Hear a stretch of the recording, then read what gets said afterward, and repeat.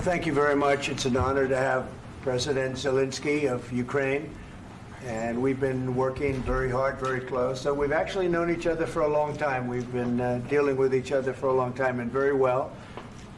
We had a little negotiation spat, but that worked out great, I think, for both countries, I think for the world, actually, beyond both countries. And we have something that is a very fair deal, and we look forward to getting in and digging and working and getting some of the rare earth. But it means we're going to be inside, and it's a big commitment from the United States, and we appreciate working with you very much. And we will continue to do that. We have had some very good discussions with Russia. I spoke with President Putin, and we're going to try and bring this to a close. It's something that you want and that he wants. We have to negotiate a deal, but we've started the confines of a deal, and I think something can happen. The big thing is the number of soldiers, mostly at this point, but soldiers being killed. You're losing thousands of soldiers. So on both sides, we're losing a lot of soldiers, and we want to see it stop, and we want to see the money get put to different kinds of use, like rebuilding, and we're going to be working very hard. But we've had a lot of very good conversations. I will say, until we came along, the Biden administration didn't speak to Russia whatsoever. They didn't speak to anybody. They just allowed this to continue. And I will say that, I'll say in front of you, you've heard me say it 1,000 times, if I were president, this war would have never happened. We would have had a deal negotiated for you without having to go through what you've gone through. But your soldiers have been unbelievably brave. We've given them great equipment, but somebody has to use the equipment. They've been unbelievably brave, and we give them great credit. This was supposed to be over very quickly, and here we are 3 years later. So I give tremendous credit to your generals and your soldiers and yourself, in the sense that it's been very hard fighting, very tough fighting. They're great fighters, and you have to be very proud of them from that standpoint. But now we want to get it over with. It's enough, right? We want to get it over with. So it's an honor to have you here. Thank you very much for coming. We're going to sign the agreement at the conference in the East Room in a little while, right after lunch. And we'll be having lunch together. We're also discussing some other things, and we appreciate everybody being here. It's somewhat of an exciting moment, but the really exciting moment is when they stop the shooting and we end up with a deal. And I think we're fairly close to getting that, and an honor to have you. And please, if you'd like to say something. No, thank you so much, Mr. President. Thank you for the invitation. And really, I hope that this first document will be first step to real security guarantees for Ukraine, our people, our children. I really count on it. And of course, we count that America will not stop support. Really, for us, it's very important to support and to continue it. I want to discuss it with details further during our conversation, and of course, the infrastructure or security guarantees. Because for today, I understand what Europe is ready to do. And of course, I want to discuss with you what the United States will be ready to do. And I really count on your strong position to stop Putin. And you said that enough with the war. I think that is very important, Ben, to say these words to Putin at the very beginning of war, because he is a killer and terrorist. But I hope that together we can stop him. But for us, it's very important to, to save our country, our values, our freedom and democracy, and of course, no compromises with the killer about our territories. But it will be later. And of course, what I wanted, we spoke about it by phone with you about the drones production. We have very good drones production. I think the best one in the world for today because of the war. Yes, and of course, we need very much the air defense. You have the best air defense in the world, and really you helped us under attacks of Russians. And I want to speak how we can exchange the licenses. We're open to share the licenses of all our drones with you, of course, with the United States. And we need licenses for quick production of air defense. Even after the war, we need our nation to be calm, that we are secure. So that's why we need this air shield. And of course, about this I want to speak about the contingents. I think that France and UK already spoke to you, and we know that Europe is ready, but without the United States, they will not be ready to be as strong as we need. And the last point, last not least, about exchange, about our people and children. And you know that these crazy Russians, that they stolen 20,000 of children, Ukrainian children. They changed their names, they changed their families, relatives, and now they're in Russia. We want to bring them back, and really, it's a big dream, task, and goal for me, and our warriors. By the way, Mr. President, we exchanged, released more than 4,000 warriors from Russian prison, but there are thousands more in the prison. I wanted to share with you some images. How it's. I've just can I now? Yeah, please. Have I? Please. 1 minute. Just you to understand in what circumstances, in what situation they are, and what the attitude of Russia to our prisoners. That guys, just you before and after. And you see before and after, just you to understand. Now thousands of such guys, ladies and men, there, and that, so they don't eat, they beat them, and they, they do a lot of bad things. So out of, even during the war, there are rules. Everybody knows there are rules during the war. So these guys, they don't have any rules. You see that 50, 60 kilograms left, and a lot of such things. And I didn't want to show you what the changes with images of children, because I will just share with you. And I mean, it's looking tragic.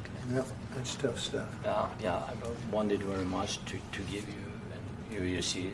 Yeah. This is pastor, by the way. They stolen pastors because it's not Russian church. They stolen pastors and moved pastors to the prison. At the end of last year, we brought 3 pastors, and we could exchange them. And this is pastor, you see. Yeah, that's tough. Yeah. So I mean, this I wanted to show you, and this. So thank you very much. We want to get that ended, right? Yeah. Of course, we And want. I think we will. And We have to, of course. do you have any questions, please? Thank you, Mr. President. With how much money is the U.S. going to put into the fund that is being created today, and how does this provide long-term security for Ukraine? Well, we don't know exactly how much, because we're going to be putting some money in a fund that we're going to get from the raw earth that we're going to be taking and sharing in terms of revenue. So it's going to be a lot of money will be made from the sale and from the use of raw earth. And as you know, our country doesn't have much raw earth. We have a lot of oil and gas, but we don't have a lot of the raw earth. And what we do have is protected by the environmentalists, but that can be unprotected, but still it's not very much. They have among the best in the world in terms of raw earth. So we're going to be using that, using it for all of the things we do, including AI and including weapons and the military, and it's really going to very much satisfy our needs. So it's something that just worked out really well. We have a lot of oil, and we have a lot of gas, but we don't have raw earth. So this has just about every component of the raw earth that we need for computers, for all of the things we do.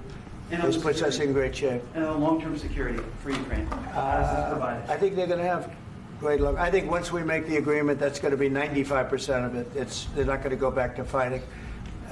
I've spoken with President Putin, and I feel very strong. I've known him for a long time, and I feel very strongly that they're very serious about it, and we'll make a deal. And when the deal is made, I don't think we talk about security. Everyone's talking about the other day. All they talked about was security. I said, let me make the deal first.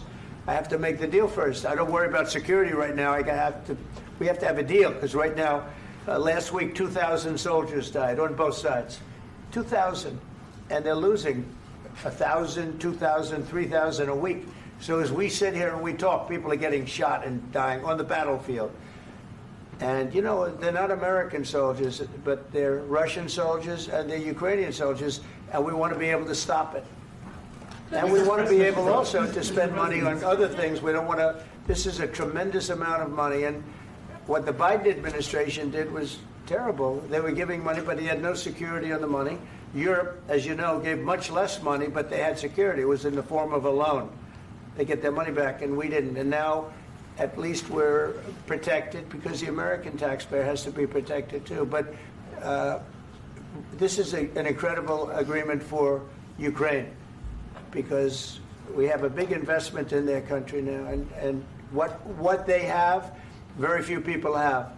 And we're able to really go forward with very, very high-tech things and many other things, including weaponry that we're going to use in many locations, but that we need for our country. Mr. President, This allows us to do this. will you continue Sorry. sending military aid? Yes, go ahead, please. If I can just, yes. In the document, there is one of the very important points.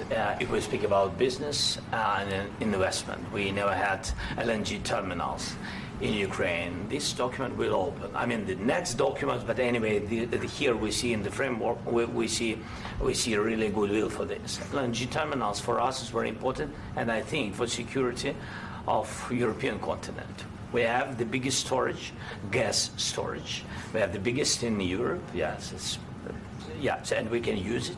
Use it for LNG. Use it for LNG, and we will do it.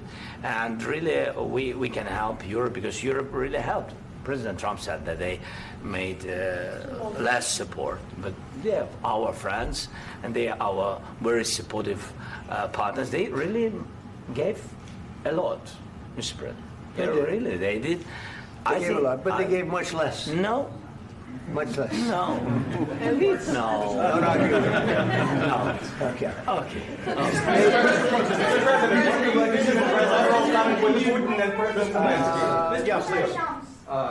Mr. President Trump, you have repeatedly called the deal with Ukraine as a historical one. And as a President of the United States, you make historical decisions in other issues which affect America and other world. So what place in the world history do you want to take? And do you associate yourself with any famous historical figures? Yeah, I'd say George Washington, Abraham Lincoln. I would say I'm far superior to George Washington and Abraham Lincoln. Now, you know I'm only kidding, right? Because when I say that, the fake news is going to go wild. They're going to say he considers himself to be better than Washington. But you never know. You never know. I don't compare myself to anybody. I'm here to do a job. We've had a great 35 days or whatever it might be, a month, a little more than a month. We've accomplished tremendous amounts. Not only this would be a very great achievement if we could get the war stopped and get them back to normalization. I think that's going to happen. We've had very good talks on both sides, as you know. But I think we've done a very good job, just generally. If you look at all of the things we've done in 30 days, they're saying there's never been a opening for a president. The first month, there's never been a first month like we've had. And this is one of the very important things. This, to me, is one of the most important things because we have tremendous death taking place as we speak, and I don't want to have that. You know, think of the parents, whether they're in Russia or Ukraine, think of the parents of all these people being killed needlessly. They came to our territory. Should have never started. This would have, if I were president, this would have never started. Mr. President, will you continue sending military aid to Ukraine after the U.S. signs this agreement with Ukraine? Yeah, we're going to be continuing. To President Zelensky, do you feel like the U.S. is on your side, that President Trump is on your side at this moment?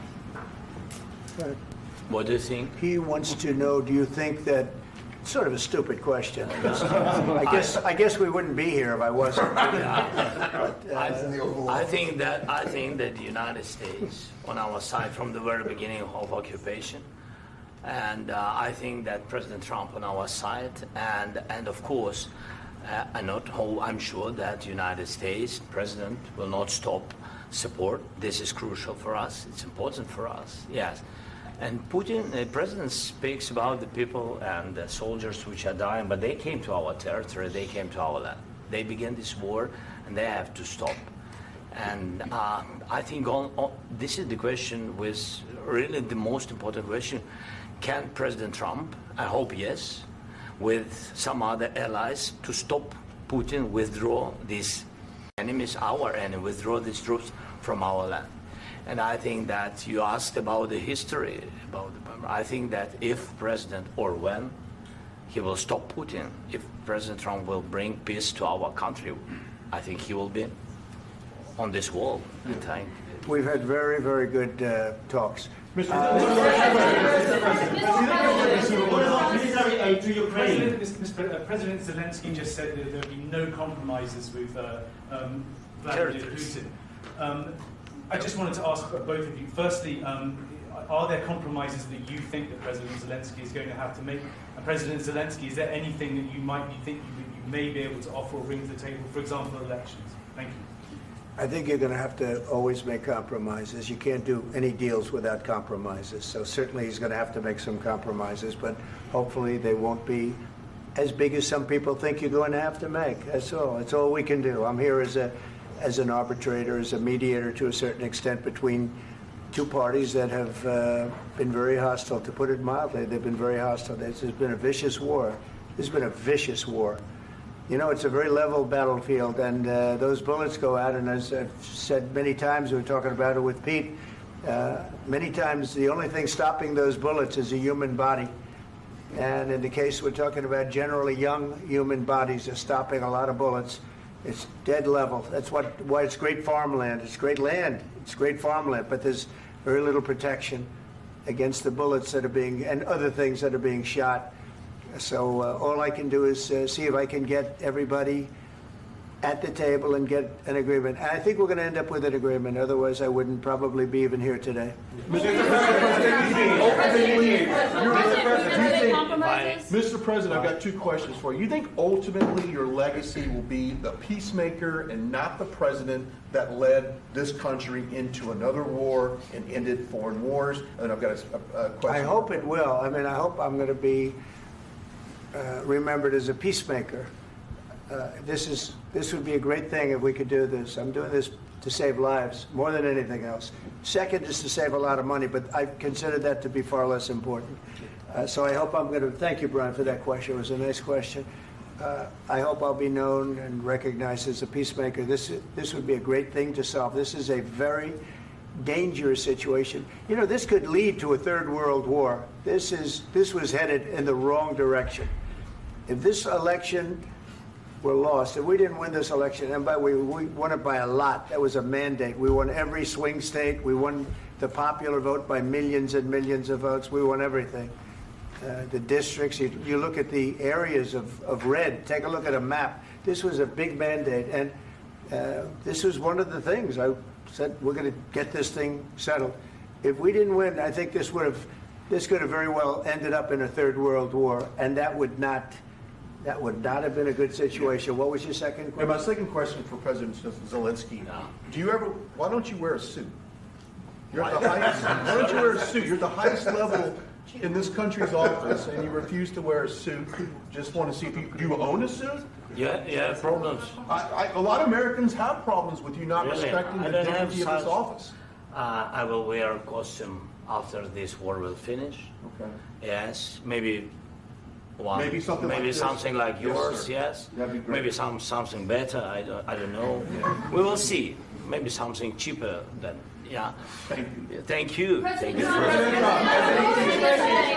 Thank you, President Trump. You said yesterday that you have. Are you going to send more arms to Ukraine in case there's no peace? Yeah, we're going to have arms to Ukraine. Yeah, sure. Hopefully, I won't have to send very much because hopefully we're going to have it finished. We're looking forward to finishing this quickly. We're not looking forward to sending a lot of arms. We're looking forward to getting the war finished so we can do other things. But we very much appreciate the agreement because we needed what they had, and we're treating, our country is now treated fairly. Biden didn't do that. He didn't know what the hell he was doing. This should have never happened. This should have never started. But you know, sure, the answer is yes, but hopefully we won't have to send much because I'm looking forward to getting it done quickly, very quickly. Does that mean you'll provide security guarantees, Mr. President? I don't want to talk about security yet because I want to get the deal done. You know, you fall into the same trap like everybody else. A million times you say it over and over. I want to get the deal done. Security is so easy. That's about 2% of the problem. I'm not worried about security. I'm worried about getting the deal done. The security is the easy part. Security is very nice. Everybody stopped shooting.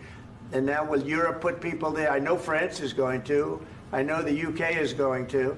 I know other countries are going to, and they happen to be right next door. We haven't committed, but we could conceivably. You know, we have security in a different form. We'll have workers there digging, taking the raw earth so that we can create a lot of great product in this country. So in that sense, you have something, but we haven't determined that yet. I will say, in speaking to France and in speaking to, and they were here, as you know, last week and just the other day, they have committed to a lot of security. I don't think you're going to need much security. I think once this deal gets done, it's over. Russia's not going to want to go back, and nobody's going to want to go back. When this deal ends, I really believe this deal is going to be over. Question? Yeah, please go ahead. Thank you. Go ahead. Thank you, sir. Mr. President, thank you. You had Mr. Macron and Keir Starmer at the White House this past week, both of whom praised your courage and conviction to lead the pathway towards peace. Yes. Part of that involved, though, re-engaging Russia in diplomatic relations, something that previous leaders lacked the conviction to do so. What gave you the moral courage and conviction to step forward and lead that? Well, I love this guy. Who are you with? One American News, sir. Well, that's why I like him. One American News does a great job. I like the question. I think it's a very good question. It's a pathway to peace. It's a pathway to getting something solved. And I feel that as the head of this country, I have an obligation to do that. Plus, you know, we're very much involved. We got involved. It's too bad we got involved because there should have been no involvement because there should have been no war. And there shouldn't have been October 7th. That would have never happened. As you know, Iran was broke. They had no money to give to Hezbollah. They had no money to give to Hamas. They were stone cold broke. And then under Biden, they became rich as hell. They went from no money to $300 billion in a period of 4 years. And they gave a lot of that money away, and you see what happened. And that's a real mess also that we hope to be able to solve. But no, I appreciate your question very much. I feel I have an obligation to try and do something to stop the death. If I can answer, yes, if I can answer, Please, sorry, go ahead. please. And I do like your clothing, by the way. Yeah, really? Even though I think he's a great guy, by the way. But I don't know if you two like each other. But you know what? I think he's dressed. I like this guy. I think he's dressed beautiful. So I have more serious things than answer on such Yeah, questions. sure, that's I will okay. answer on more serious That's a good questions if statement. I can. That's good. Yeah. So please, about security guarantees and about just ceasefire. We can't just speak about ceasefire and speak. It will not work. Just ceasefire will never work because I'm like the president. I have this experience, and not only me. Ukraine before my presidency, from the 2014, Putin broken 25 times. 25 times he broken his own signature. 25 times he broken ceasefire. But he never broke to me. He never broke to me. No, you were the president. You were the president during. He never broke to me. In 2016, you've been the president, Mr. President. You've been the president, but he had, of course, not with you, but he had during those periods. He had conversations with our side, and we had Normandy format. You know, the France, Germany, Ukraine, and Russia, and he broken 25 times. That's why we will never accept just ceasefire. It will not work without security guarantees. Security guarantees, maybe President is right about this document and other, but this document is not enough. Strong army is enough because his soldiers afraid, Putin's soldiers afraid of our soldiers when we're strong enough. If we are not strong enough, if we are empty, if our storage is empty, we can't defend our land. Today, you know, he knows that we have, all the world knows that we have meeting, yes? Why he's using ballistic? Putin today using ballistic on our hospitals, schools, and etc. Ballistic. So he knows that we are here and that President Trump is really have goodwill to stop this war. And you hear now the president. So why he's using? So he doesn't want to stop. He doesn't want. But I hope that we will do it. Really, we'll do it. Security. When we speak about security guarantees, when the Europeans are ready for contingents, they need USA backstop.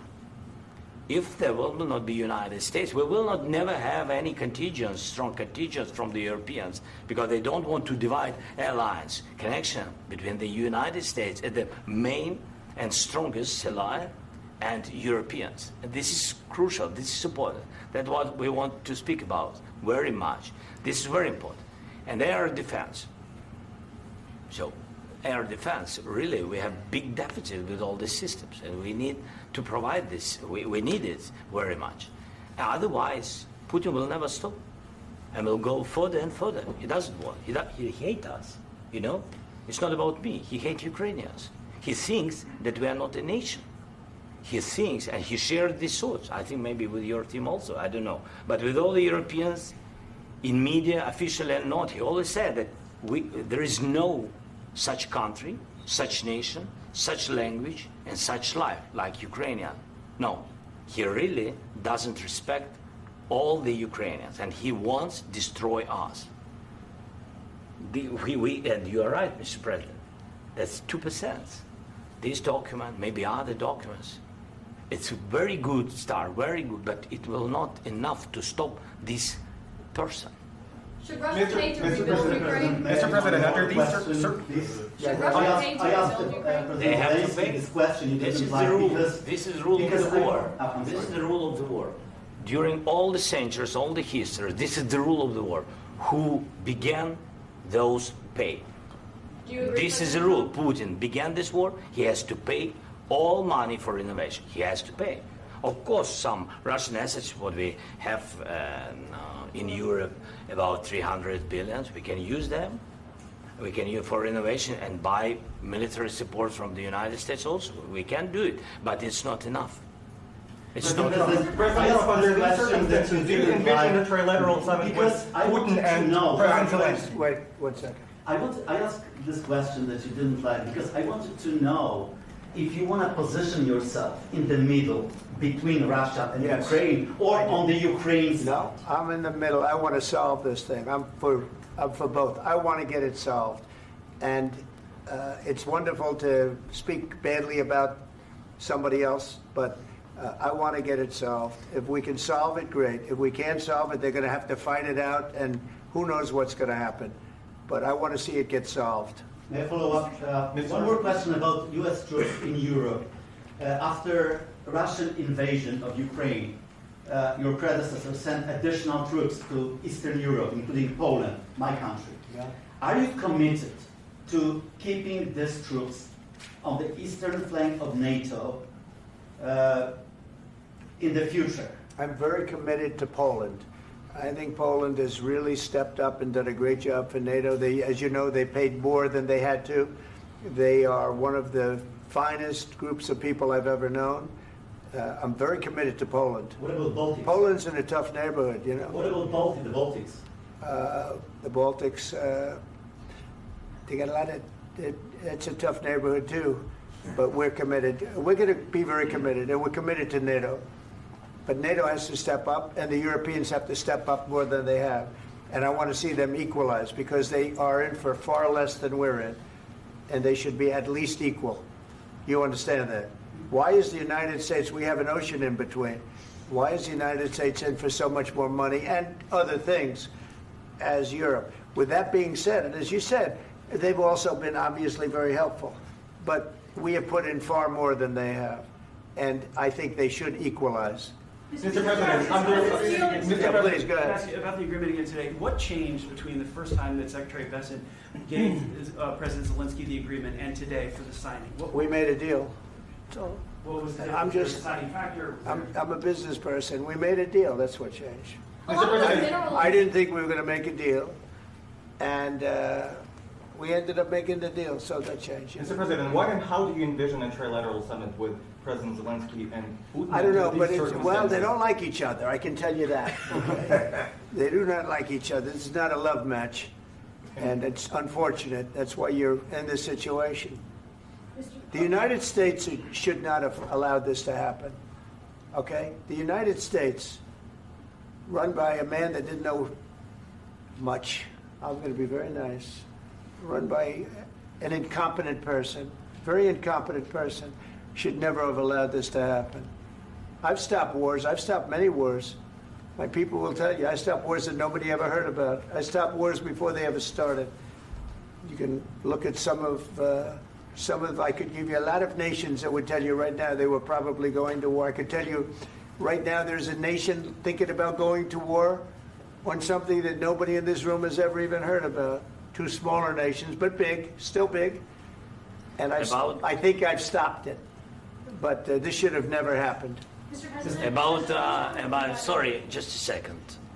About any negotiations. First of all, I want really to tell you, and I think that everybody understands that Ukraine, more than Ukrainians, nobody wants to stop this war.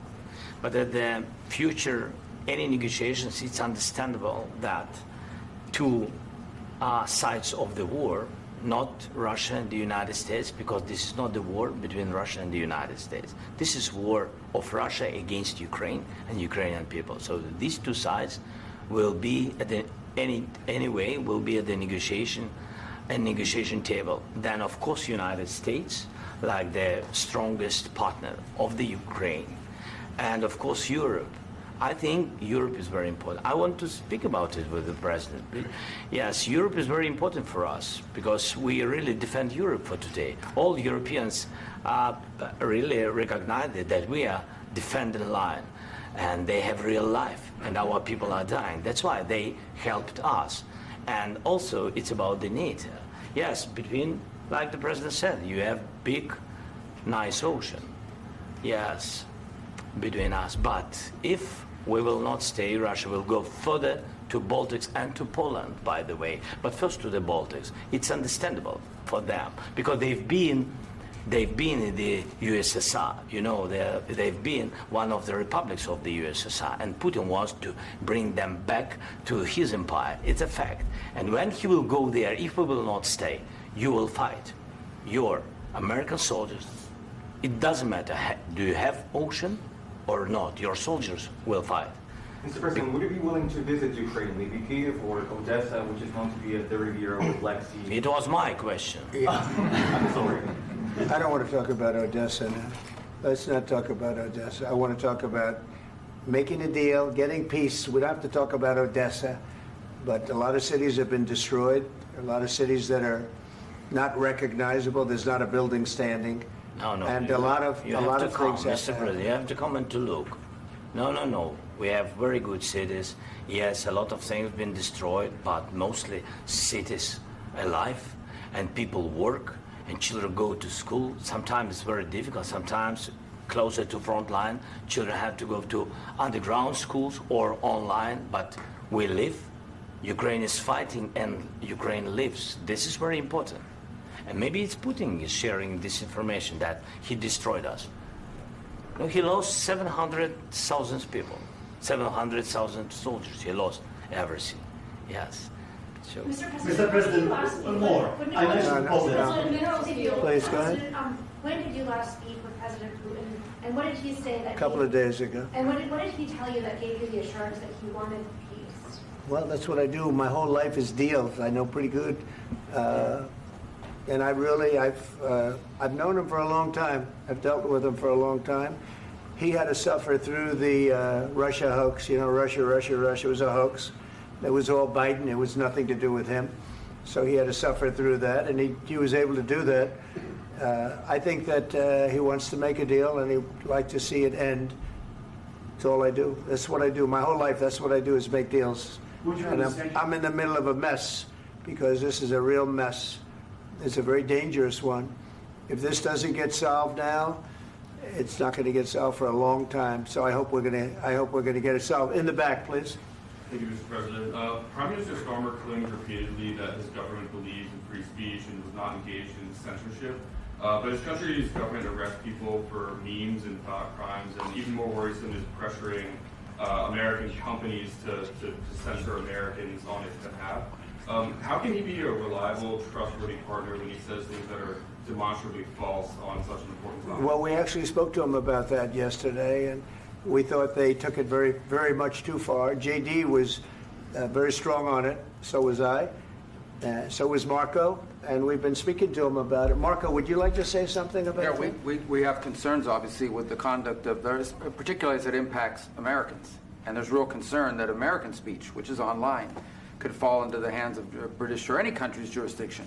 And so this is a point the Vice President made at Munich, and I think it's a very compelling one, that what unites us with Europe, as much as anything else, is these shared values, and one of them being free speech. And so if Americans are threatened by it, we're going to need to take action in that regard. Mr. President.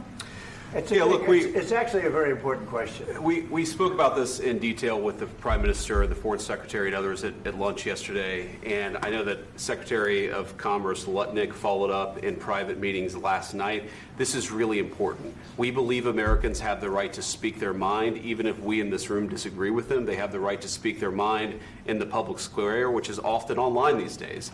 And we're going to defend that right as it pertains to American companies and American citizens vigorously if we have to. I do think that under the President's leadership, we're going to find common ground with our friends in the UK on this question, but it remains to be seen. The principle that will guide us is we believe in free speech in this country, and we'll fight for it for American citizens. Mr. President, on the deal, is there any other oil and gas component to the deal? Is it all critical? A little bit. We'll see.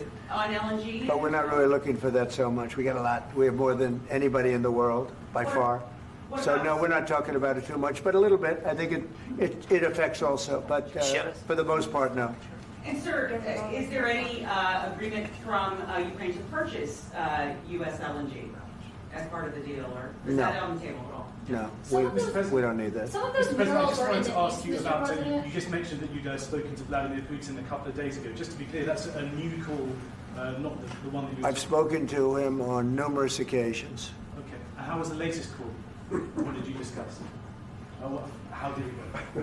Are you serious with that question? I am. I'd love to know. It went well. I think we're going to have a deal. On the minerals deal, Mr. President, some of those minerals are in the east of Ukraine, not far from the front lines and in areas that Russia has occupied. Will you direct President Putin to withdraw his forces from those areas if there's U.S. interest? Well, we'll take a look at the time. We have a lot of area. It's a very big area we're talking about, so we'll take a look. I'll study that and I'll see. And who would protect those minerals if they are U.S. interests? Would that be Ukrainian forces? They'll be protected. European The agreement forces? will protect them. U.S. The forces? agreement, yeah, we're signing an agreement. You know? Right, but what if Russia tries to invade or there's Russian aggression in response? I just told you I don't think that's going to happen. And if that were going to happen, I wouldn't make a deal. If I thought that was going to happen, I wouldn't make a deal. Some people may wonder why. You know, they ought to focus on CNN on survival, not asking me these ridiculous questions. Focus on surviving, because CNN's got such low ratings. I don't think they're going to survive. Let's go. Please, go. I already mentioned Poland. Poland was under Russian control for decades after the Second World War. When I was a kid, I looked at the United States not only as a most powerful country, richest country in the world, the country that has great music, great movies, great muscle cars, but also as a force for good. And now I'm talking with my friends in Poland, and they are worried that you align yourself too much with Putin. What's your message for them? Well, if I didn't align myself with both of them, you'd never have a deal. You want me to say really terrible things about Putin and then say, "Hi, Vladimir, how are we doing on the deal?" That doesn't work that way. I'm not aligned with Putin. I'm not aligned with anybody. I'm aligned with the United States of America and for the good of the world. I'm aligned with the world, and I want to get this thing over with. You see the hatred he's got for Putin. It's very tough for me to make a deal with that kind of hate. He's got tremendous hatred, and I understand that, but I can tell you the other side isn't exactly in love with, him either. So it's not a question of alignment. I'm aligned with the world. I want to get the thing set. I'm aligned with Europe. I want to see if we can get this thing done. You want me to be tough? I could be tougher than any human being you've ever seen. I'd be so tough. But you're never going to get a deal that way, so that's the way it goes. All right, one more question. Hey, I want to respond to this. So look, for 4 years in the United States of America, we had a president who stood up at press conferences and talked tough about Vladimir Putin, and then Putin invaded Ukraine and destroyed a significant chunk of the country. The path to peace and the path to prosperity is maybe engaging in diplomacy. We tried the pathway of Joe Biden of thumping our chest and pretending that the President of the United States' words mattered more than the President of the United States' actions. What makes America a good country is America engaging in diplomacy. That's what President Trump is doing. Can I ask you? Sure. Yeah? Yeah. Okay. So he occupied our parts, big parts of Ukraine, part of East and Crimea. So he occupied it on 2014. So during a lot of years, so I'm not speaking about just Biden, but those time was Obama, then President Obama, then President Trump, then President Biden, now President Trump, and God bless, now President Trump will stop him. But during 2014, nobody stopped him. He just occupied and took. He killed people. You know what the contact line? 2015.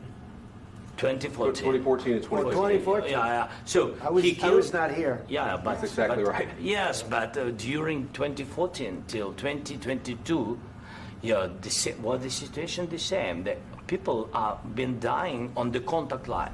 Nobody stopped him.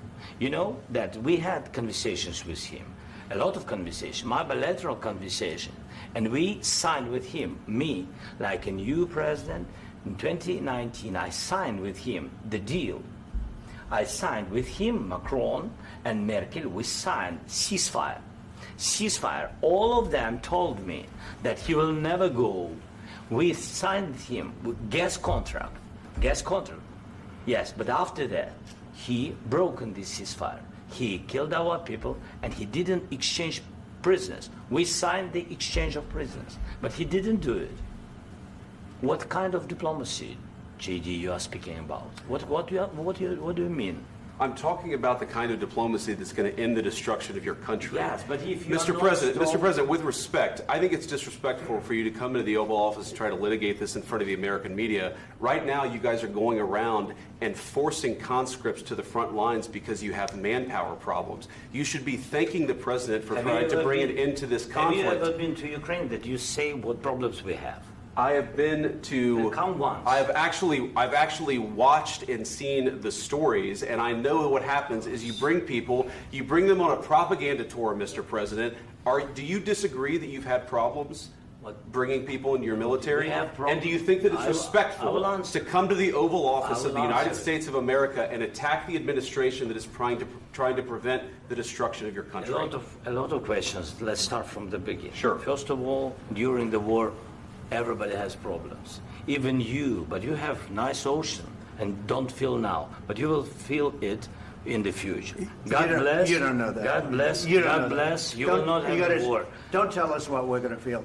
We're trying to solve a problem. Don't tell us what we're going to feel. I'm not telling you. Because you're in no position to dictate that. That's exactly what you're doing. You're in no position to dictate what we're going to feel.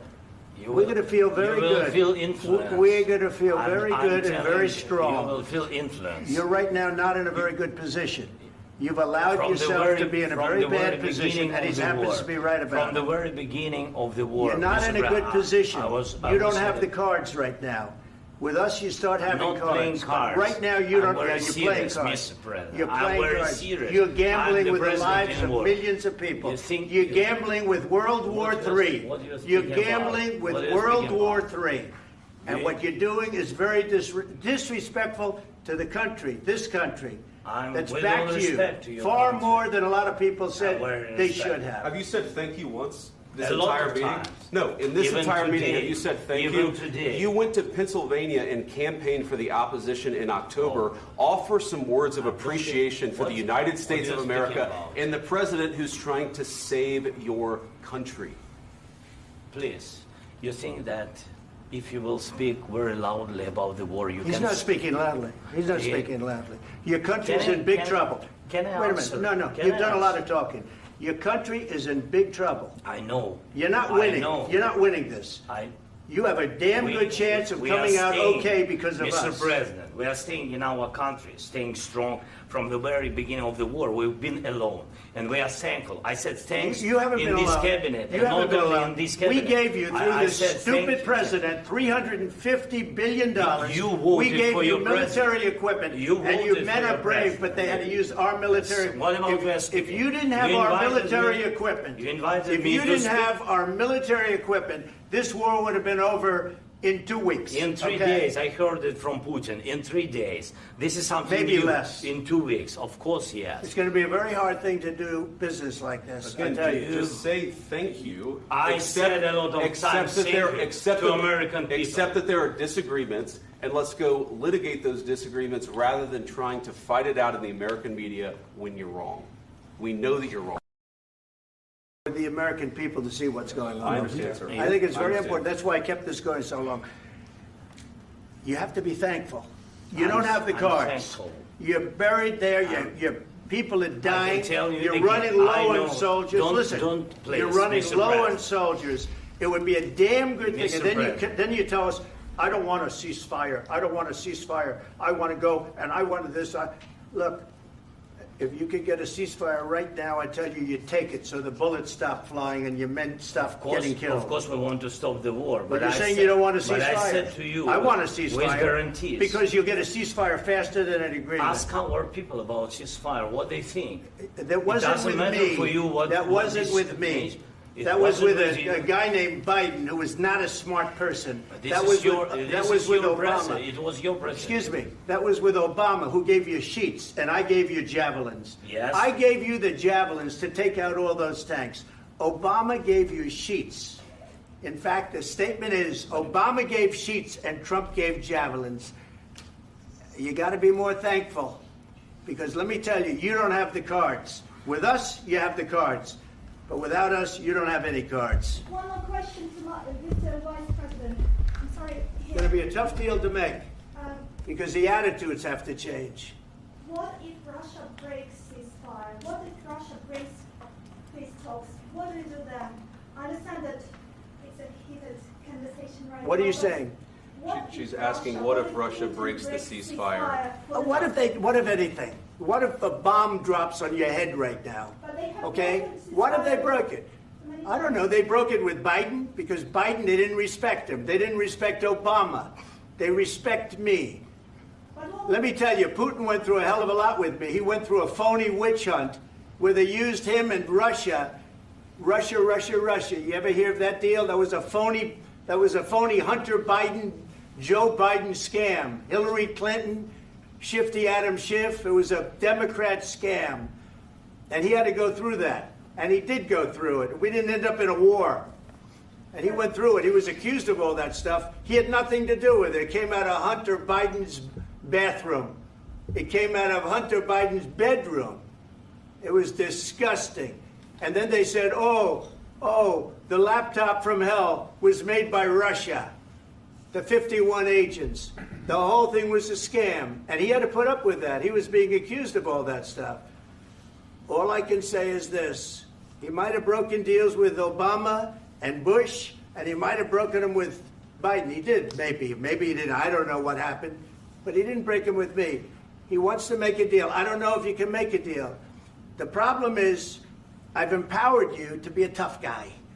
And I don't think you'd be a tough guy without the United States. And your people are very brave. But you're either going to make a deal or we're out. And if we're out, you'll fight it out. I don't think it's going to be pretty, but you'll fight it out. But you don't have the cards. But once we sign that deal, you're in a much better position. But you're not acting at all thankful. And that's not a nice thing. I'll be honest, that's not a nice thing. All right, I think we've seen enough. What do you think? Huh? This is going to be great television, I will say that. All right. We'll see what we can do about putting it together. Thanks, sir. And I need the back of this. We'll see. I don't know. All right, guys, come on. Wait. Hey, come on. Let's go. Let's go. Guys, come on. Let's move, please.